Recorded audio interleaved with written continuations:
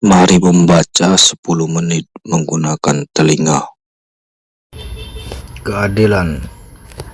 Pertanyaan tentang keadilan muncul di buku pertama. Penjelasan tentang tema keadilan diberi ilustrasi dengan pengalaman saudagar kaya bernama Kefalus.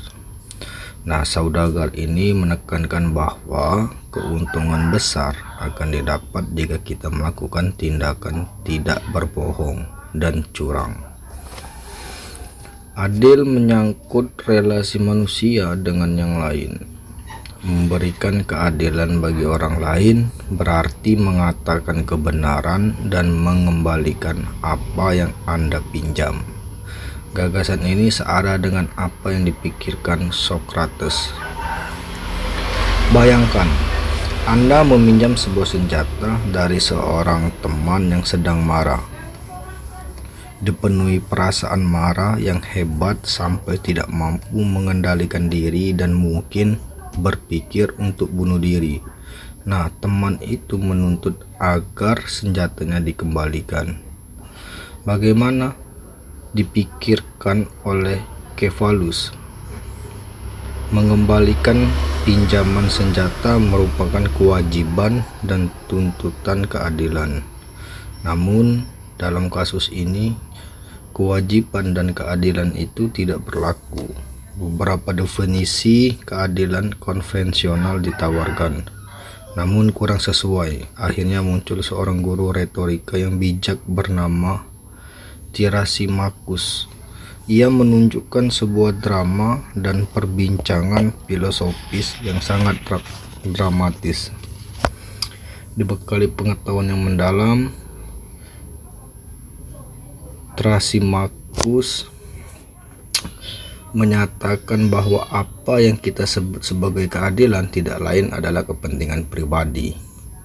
Para penguasa menciptakan hukum demi kepentingan dan tujuan pribadi mereka. Dalam konteks ini, keadilan tidak lain daripada pengungkapan dari kehendak mereka yang kuat. Lebih lanjut, Thrasymachus berpendapat bahwa tidak peduli apa yang akan dikatakan orang banyak, para koruptor adalah orang-orang yang paling beruntung dan kita mengagumi mereka karena mereka mampu mewujudkan apa yang mereka inginkan. Menjadi adil dalam pengertian konvensional tidaklah berharga, tidak menguntungkan, dan tidak diperlukan. Kita lebih baik menjadi pencuci uang yang bijaksana, yang menjelajah Laut Tengah di kapal pesiar, bukan sebagai hakim atau moralis yang tanpa uang. Mengapa bersusah-susah memikirkan dan memperjuangkan keadilan dan keutamaan ketika apa yang sungguh Anda inginkan secara jelas dan tegas mengantar kepada kesenangan? Perkataan Thrasymachus bergema di sepanjang sejarah filsafat. Ungkapan Thrasymachus merupakan ekspresi kecurigaan tentang dasar moral. Pemikiran ini mendasari berkembangnya nihilisme, egoisme etis, realisme sinis, relativisme, dan lain-lain.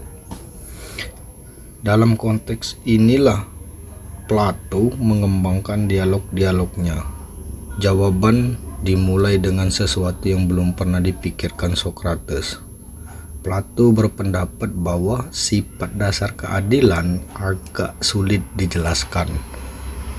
Tempat terbaik untuk melihat keadilan adalah dalam skala besar, yaitu di dalam kota yang adil. Ketika kota dan individu-individu sungguh adil, apa yang benar pada orang tertentu seharusnya memberikan kebenaran bagi orang lain. Maka, apa yang menjadi sifat dasar kota adil dalam pandangan Plato? Kota adil, Socrates menggambarkan bahwa manusia bukanlah makhluk yang cukup pada dirinya. Manusia membutuhkan orang lain dan kerjasama untuk dapat hidup. Dalam pengalaman, Kita terbiasa dengan bermacam-macam perbedaan tugas. Kita tidak asing terhadap nasihat agar setiap individu melakukan tugasnya sebaik mungkin. Dua pemikiran ini membuat Socrates untuk menemukan beberapa konsep keadilan yang ideal. Seseorang yang mengambil alih peran dasar orang lain dapat dikatakan sebagai tidak adil, bahkan dikatakan mencuri. Tindakan itu sama dengan mengambil sesuatu milik orang lain. Yang terbaik untuk saya dan semua orang adalah jika setiap orang melakukan apa yang selayaknya dilakukan. Indikasi sederhana untuk melihat keadilan dalam kota adalah jika setiap orang melakukan apa yang secara dasariah ingin dan layak dilakukan. Menurut Plato, di tengah masyarakat terdapat 3 kelas warga. Pertama adalah para filsuf atau penjaga yang cakap dan bijaksana. Beberapa dari golongan penjaga yang cakap dan sudah disiapkan melalui pendidikan akan dipilih untuk memimpin negara. Kedua adalah prajurit yang gagah berani. Ketiga adalah para petani dan tukang yang bekerja untuk menghasilkan barang kebutuhan dan memberikan jasa. Harmoni antara 3 golongan menggambarkan suasana adil. Masyarakat yang adil dan baik harus menjalankan tugas yang tepat dengan beberapa program pendidikan.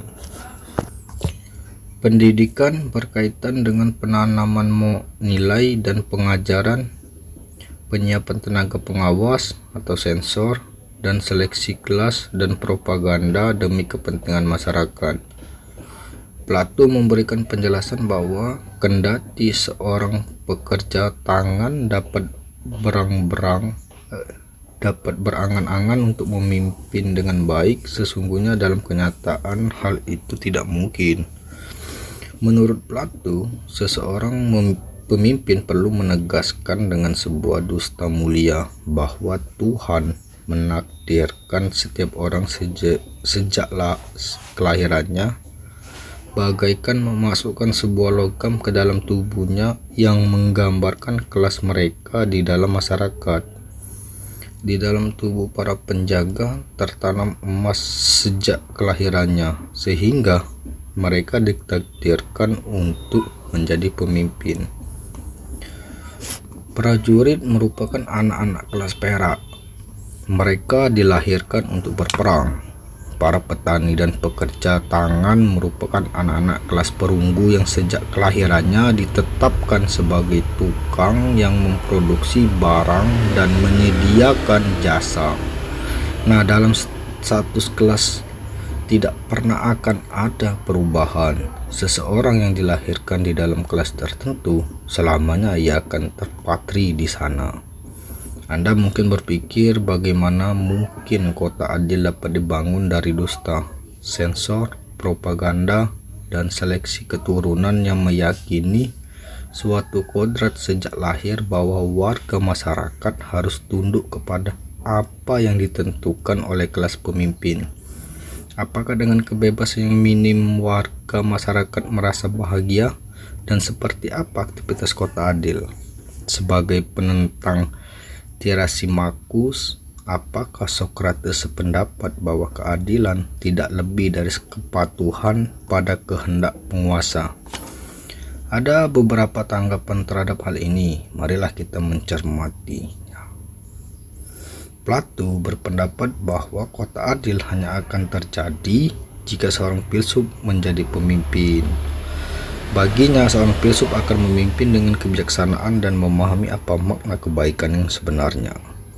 Individu-individu yang secara alami dan sesuai dengan kodrat ditetapkan di posisi yang tepat dan dipilih untuk membela kepentingan setiap orang akan menjadi pemimpin yang tidak tiran atau kejam. Dengan sendirinya, kalau dipimpin oleh para penguasa yang mempunyai kualitas sebagai pemimpin, masyarakat akan bahagia. Nah, dalam garis pemikiran ini, mengikuti apa yang ditetapkan oleh para penguasa yang cakap bukan berarti sekedar tunduk kepada penguasa, kepada penguasa yang memimpin dengan baik dan bijaksana, masyarakat akan menantinya.